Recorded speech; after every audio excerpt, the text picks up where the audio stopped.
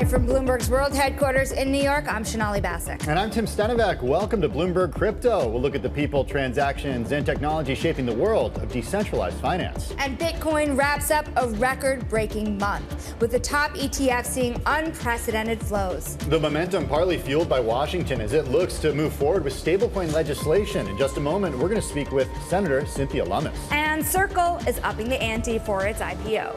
Now valued at around $7 billion, the company is expected to start trading this week. All that and more coming up on Bloomberg Crypto. First, though, we'll look at how Bitcoin has moved over the past week, down about 2.6%. It did have a great month in May, though.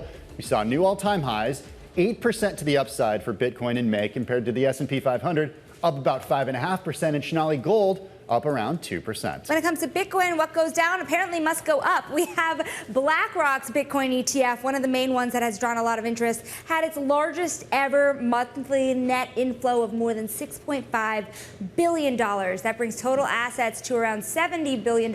And Tim, you might remember, it was kind of a choppy year. So the rebound that came was very swift and very large. We certainly have not seen that kind of love in the ETF world to this degree. We now welcome our Bloomberg Television and radio audiences for a conversation with Republican Senator Cynthia Lummis of Wyoming. Senator, welcome to Bloomberg Crypto. We appreciate you taking the time this afternoon. I do want to start with the stablecoin bill in Congress, the so-called Genius Act that's making its way through the Senate right now. What are the remaining hurdles for the bill, and what do you expect the timeline to look like? We will start voting on the Genius Act, the stablecoin bill, this week. I don't think we're going to complete it this week. We'll probably have to go into next week because a number of amendments will be filed. But we have worked long and hard to bring Democrats to the place where they can vote for cloture. I think we're there.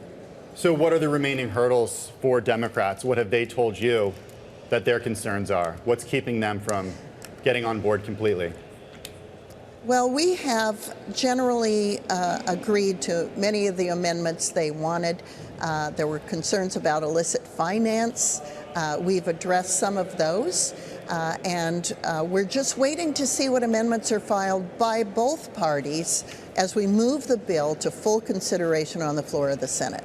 One of the things that I'm looking for is whether the Durbin-Marshall bill, it will be attempted to attach to the stablecoin bill.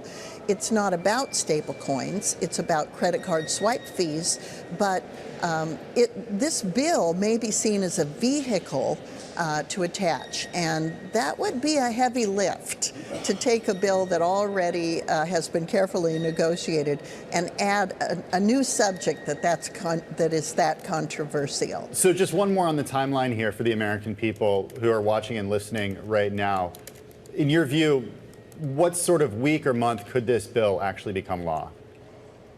Well, we're going to pass it next week. Okay. And so it will provide new markets for U.S. treasuries. It will help protect the U.S. dollar as the world reserve currency. It will provide a way for something like a traveler's check to be used digitally. It's pegged to the dollar, so it's sort of it's a payment stablecoin, something that can be used for payments in a digital format. This is going to create more versatility for the U.S. economy and move us into the 21st century. For the world of crypto and for the stablecoin world as well, it will be historic. I mean, this will definitely change the game. One question I have, though, is the usage. There was a lot of question about the ability, or rather in the most recent lawmaking, the prohibition of interest-bearing accounts, this idea to have individuals hold stablecoins for the purposes of collecting yield. But there's a sense here that this would allow then for tokenized deposits to become a much better vehicle by which the financial system can use crypto to become a depository tool.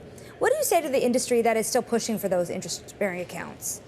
Yeah, I tend to agree with them, but we can't get the bill passed if that provision is in there. So at some point, when it comes to making sausage or making legislation, you have to count the votes, and the votes aren't there to pass the bill if the interest-bearing provision is in the bill.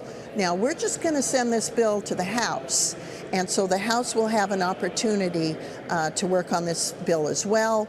I suspect that issue will be brought up when the Genius Act goes to the House. Now, one of the biggest things that you've attached your name to, too, in the world of crypto is, of course, when it comes to the strategic Bitcoin reserve, your push for legislation there. Realistically, how fast can that move forward? And do you think that it will gain traction among various members of even the Republican Party who might feel that selling off a portion of gold reserves, for example, might go too far? Do you think that your bill needs to face some change in order to get it through? You know, I never proposed selling any of our gold or hard assets. I did propose converting our gold certificates to current fair market value and using those to convert to Bitcoin. That said, I don't think we're going to get to this bill in 2025 because our next priority is market structure, determining what is a commodity and should be under the jurisdiction of the Commodity Futures Trading Commission, what is a security and should fall under the jurisdiction of the Securities Exchange Commission. So market structure is going to be our next focus. We're going to begin that next week, and so we want there to be no interruption between stablecoins and market structure legislation as we continue to move forward. This is the so-called Clarity Act in the House, the market structure bill. What do you think should fall under the SEC, and what do you think should fall under the CFTC? Yeah, I think that most, certainly Bitcoin is a commodity. And I think that a lot of tokens are going to fall under the jurisdiction of the Commodity Futures Trading Commission. But if you look at the big organizations that deal in digital assets, the Coinbases of the world, the Krakens of the world, they're going to find some involvement with the SEC in terms of the disclosures that are required by the SEC. I want to go back to the strategic Bitcoin reserve for a moment here, because your point on fair market value is a fair one. That is something that we have heard others in the market even propose. But when we earlier this year spoke to Treasury Secretary Scott Bessent, it really wasn't in the cards. You had mentioned that the strategic Bitcoin reserve would be something that is maybe not a 2025 priority in terms of the bill due to this other lawmaking, which of course is very, very significant. But given how much the rhetoric for a strategic Bitcoin reserve has come up with the administration, what are the forces that get us there ultimately? Do you think that this is something that will take years to get to because of the disagreement around it?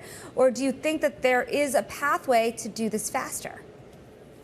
Yeah, I do think there's a pathway. I think the place to start is to use the money that's held by the U.S. Marshals Service because it was asset forfeiture monies in the form of digital assets. That could be the basis for year one of a strategic Bitcoin reserve. And then we can add other currently held assets held in a different form, convert them to Bitcoin and hold them later. So there are certain things that the administration can do using its existing authority and doesn't need legislation to do. But I think it's important eventually to have a legislative framework for a strategic Bitcoin reserve so it can't be undone by future presidents. And my purpose for a strategic Bitcoin reserve is to set it up, have 1 million Bitcoin, 5% of all Bitcoin, hold it for 20 years, and it will eliminate half of the U.S. debt.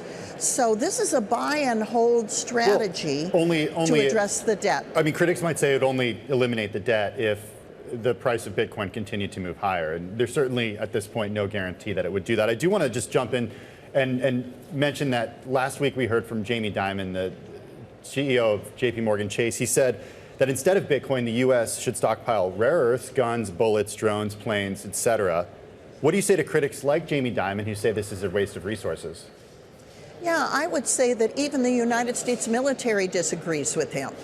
that there are generals, especially in Southeast Asia, who believe it's important to have strategic Bitcoin stockpile because we're doing an economic war with China and we have to prepare for a guns and bullets war. But we need both. And so all we need to do is look to the leadership of the current U.S. military to find support for a strategic Bitcoin reserve. Senator Lummis, I'm also curious about whether you would advocate and what assets they would be if you were to advocate for assets outside of Bitcoin for a strategic reserve. Is there anything else that fits the bill for inclusion? Okay, so right now we have a strategic oil reserve. We have, believe it or not, a strategic cheese reserve in the United States. With regard to a digital asset reserve, I think it should only be Bitcoin. And that's because Bitcoin is based on proof of work, not some other means of mining it. And so it's important that we stick with Bitcoin. Hey, I'm just curious, Senator, how you're looking at the Trump family's proximity and specifically the president's proximity to Bitcoin and to the industry. Our team at Bloomberg News reporting that since the early days of the re-election, the president has essentially doubled his net worth to about $5.4 billion. More than $500 million of that came from sales of just one of his crypto ventures. And then last week, Trump Media, and the president owns more than 50% of the shares of that company, raised close to $2.5 billion to buy Bitcoin for its own treasury. Is it a conflict of interest that he stands to benefit from the price of digital assets going higher? You know, it's not.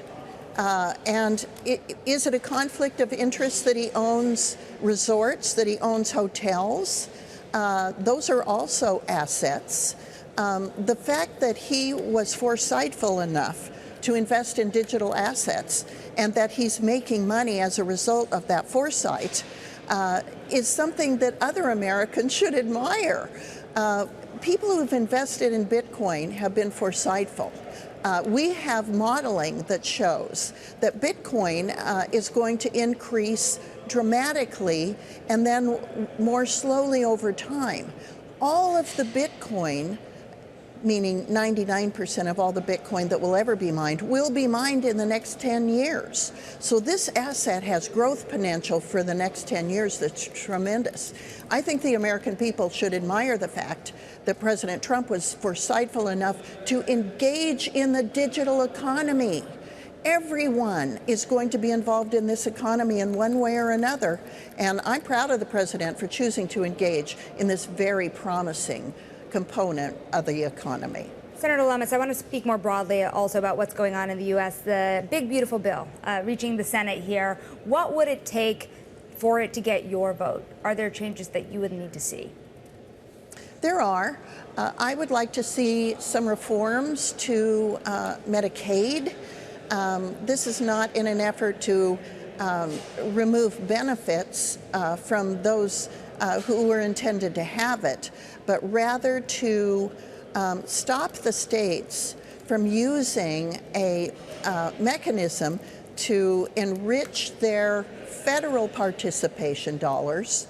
And 49 states are doing it. They figured out this little loophole that gets them more money than they ever would have been intended to have.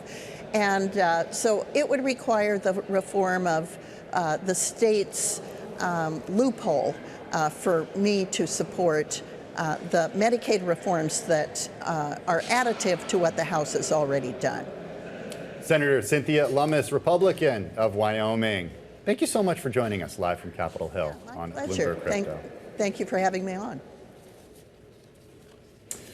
Well, coming up next on Bloomberg Crypto, we continue the stablecoin conversation. We're going to be speaking with Fireblocks CEO Michael Shaulov. And when it comes to the Genius Act, MoneyGram CEO said it could be a game changer for fintech firms.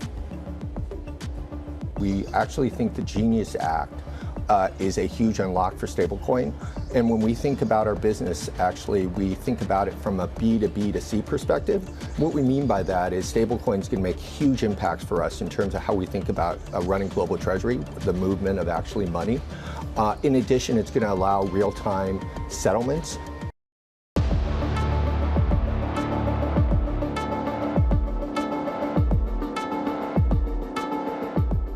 we reject regulators, and we fired Gary Gensler, and we're going to fire everybody like him. And we know that people like Gary Gensler, the game that they played is that under the pretense of consumer protection, they attacked every single effort to democratize our financial markets, and that is over.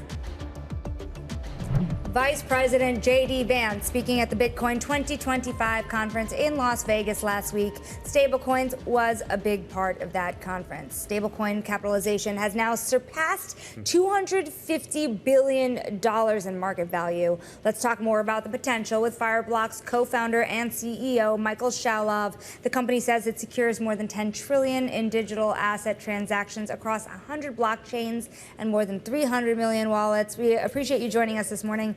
You know, we just had a conversation with Senator Lummis about the passing of the Genius Act, the work on the market structure bill. But my question is really who benefits. When you look at the stablecoin bill, those interest-bearing accounts were really prohibited, as we see it so far. You have banks on the sidelines considering banding together here and putting out their own stablecoins. Some banks are considering doing it solo. Can the banking system catch up quickly, or is there some sort of lead with the crypto native companies that we see, particularly because we know of one very prominent IPO right around the corner right away? First of all, thanks for having me. I think it's a good question. It seems to be that the banks are definitely gearing up to catch up. We recently ran a survey across the industry, surveyed about 300 financial institutions. 90% of them, they either have the capability or they're in pilots or they're strategizing. And a big part of it is actually the banks. Whether they will be able to catch up to Circle and Tether, I think there will be a lot of work for them to do that. Hey, I'm curious about your views on this, Michael. Shaulov mentioned $250 billion in stablecoin market capitalization. In the past, there have been these isolated depegging events where stablecoins have essentially deviated from the value of the underlying asset. If the market gets so big, would the U.S. government actually have to step in and act as some sort of backstop if there were a mass depegging event? It's unlikely, because basically, as long as the bill determines what's the structure of the reserve, right? And if we are dealing with stable coins that are basically either fully collateralized or over collateralized, then the depegging events should be very rare or non-existent, right? The only real depegging event that was temporary was with Circle, with USDC, when the Silicon Valley Bank collapsed. Mm-hmm. Right, I remember that weekend very March of 2023. Very clearly, Yeah. because I was sitting there with a friend, keeping an eye on the USDC price, watching it not only depeg, but when they announced the resolutions for the Silicon Valley Bank, that's kind of when you saw the price repeg.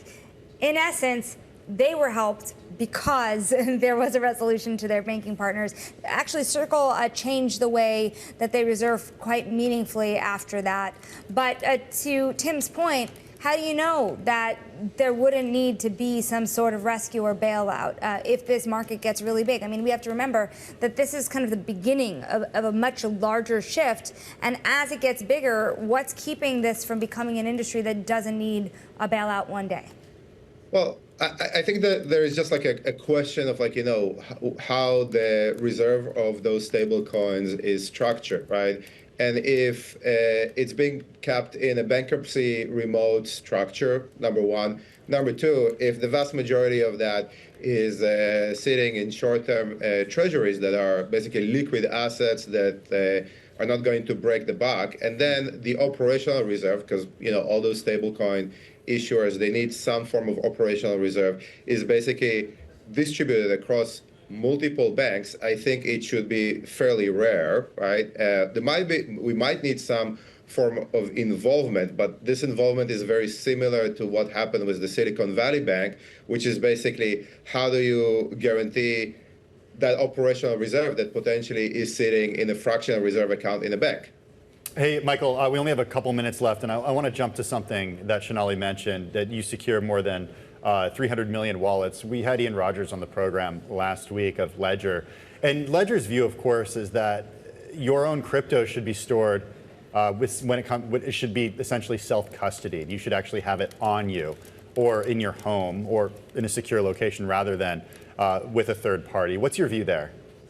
I think it's true for maybe Bitcoin, right? And I personally, when I view Bitcoin, I think, one of the amazing properties of that, it's the self-custody. But to be honest, we view that the most important thing here is actually the rail, right? So basically, how do we interact with stable coins to retransform the financial system? How do we use tokenized deposits? How do we use on-chain treasuries, right? And all those things, they're basically going to probably be delivered to us through some form of intermediaries, right? You're not going to, bring your discount key device to pay for coffee every time that you want to buy coffee. You're probably not going to use your discount key to do an international remittance. You probably, if businesses are going to use it, they need a system that will be delivered through them through intermediaries like, Robinhood and Coinbase and Revolut and a lot of the key players that are currently in the industry already playing and providing those services. Our thanks to Fireblocks co-founder and CEO Michael Shaulov. Of course, a lot changing in the industry as we speak. Now coming up, Circle ups the ante for its IPO expected on Thursday. We're going to give you details on that pending listing next. And to access all of the latest data and news on crypto, just check out CRYP Go on the terminal. This is Bloomberg.